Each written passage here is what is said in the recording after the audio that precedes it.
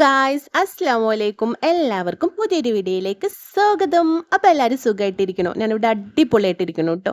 അപ്പോൾ നമ്മൾ ഇന്നത്തെ സ്പെഷ്യൽ എന്ന് വെച്ചാൽ ചക്കക്കുരു മാങ്ങയും വെച്ച് നല്ല അടിപൊളി കറി ഉണ്ടാക്കിയിട്ടുണ്ട് കേട്ടോ. ചക്കക്കുരു മുളകിട്ടത് നല്ല ടേസ്റ്റാണ് കേട്ടോ. നമുക്ക് ചോറിൻ്റെ കൂടെ കഴിക്കാൻ പറ്റുന്ന ഒരു അടിപൊളി കറിയായിരിക്കും കേട്ടോ ഇത്.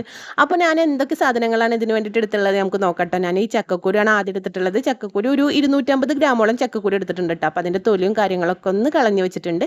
പിന്നെ ഞാൻ ഒരു സബോള കേട്ടോ, ഒരു മീഡിയം സൈസ് സബോള എടുത്തിട്ടുണ്ട്. പിന്നെ ഒരു 2 മാങ്ങ എടുത്തിട്ടുണ്ട് കേട്ടോ. പുളിക്കനുസരിച്ചിട്ട് എടുക്കാം. അപ്പോൾ ഞാൻ 2 മാങ്ങ എടുത്തിട്ടുണ്ട്. കുറച്ച് ഇഞ്ചി വെളുത്തുള്ളി എടുത്തിട്ടുണ്ട്. പിന്നെ ഒരു തക്കാളി, കുഞ്ഞു തക്കാളിയാണ് അത്. മാങ്ങ പുളിയുള്ളതുകൊണ്ട് ഞാനൊരു ചെറിയ തക്കാളി എടുത്തിട്ടുണ്ട്. പിന്നെ 2 ഇല്ലി വേപ്പിൻ്റെ ഇലയും കൂടി എടുത്തിട്ടുണ്ട്. അപ്പോൾ ഇത്രയും സാധനങ്ങളാണ് ആവശ്യം കേട്ടോ.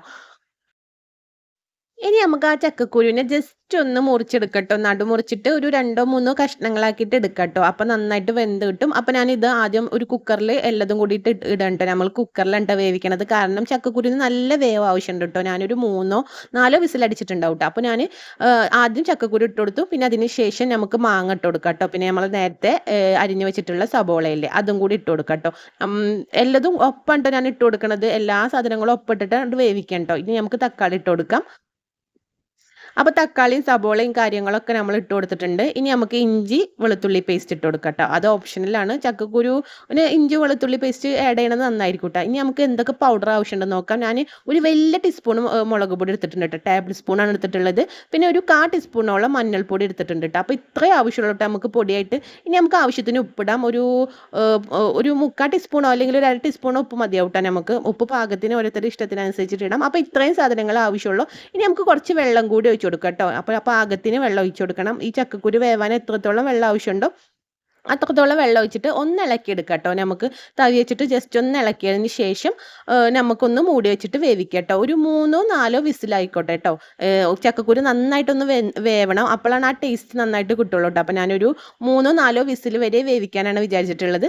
അപ്പോൾ നമുക്ക് കുക്കറിൽ ഇട്ടിട്ട് വേവിക്കാം കേട്ടോ.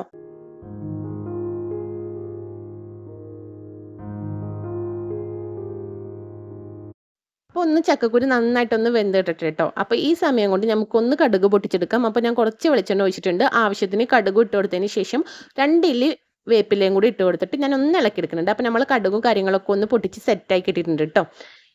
ഇപ്പോൾ ഏകദേശം ഒരു 4 വിസിലോളായി. അപ്പോൾ നമുക്ക് കുക്കറിൻ്റെ മൂടിയൊക്കെ ഒന്ന് തുറന്ന് നോക്കാം. ചക്കക്കുരും മാങ്ങയൊക്കെ നന്നായിട്ട് വെന്തുടഞ്ഞ് വന്നിട്ടുണ്ട് കേട്ടോ. നല്ല രീതിയിൽ വന്നിട്ടുണ്ട്. അപ്പം ഇനി നേരത്തെ നമുക്ക് കടുക് പൊട്ടിച്ചില്ലേ അതും കൂടി ഇതിൻ്റെ മേലെ ഒന്ന് ഒഴിച്ചു കൊടുക്കാം കേട്ടോ.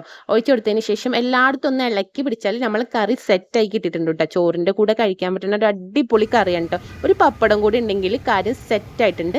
അപ്പോൾ എല്ലാവരും വീട്ടിലൊന്ന് ട്രൈ ചെയ്ത് നോക്കട്ടെ. ഇപ്പോൾ ചക്കയുടെ സീസണൊക്കെ അല്ലേ. അപ്പോൾ നന്നായിട്ട് നല്ല ടേസ്റ്റ് ആയിരിക്കും കേട്ടോ ഈ കറി കഴിക്കാൻ. എനിക്ക് ഭയങ്കര ഇഷ്ടമാണ് ഈ കറി. അപ്പോൾ എല്ലാവരും ഒന്ന് നോക്കി നോക്കൂട്ടോ. അപ്പോൾ ഇത്രേ ഉള്ളൂ. അപ്പോൾ നിങ്ങൾക്ക് എൻ്റെ വീഡിയോസ് ഇഷ്ടമാവണമെന്നുണ്ടെങ്കിൽ ലൈക്ക് ചെയ്യുക, ഷെയർ ചെയ്യുക, കമൻറ്റ് ചെയ്യുക, സബ്സ്ക്രൈബ് ചെയ്യാനും കൂടി മറക്കല്ലേ.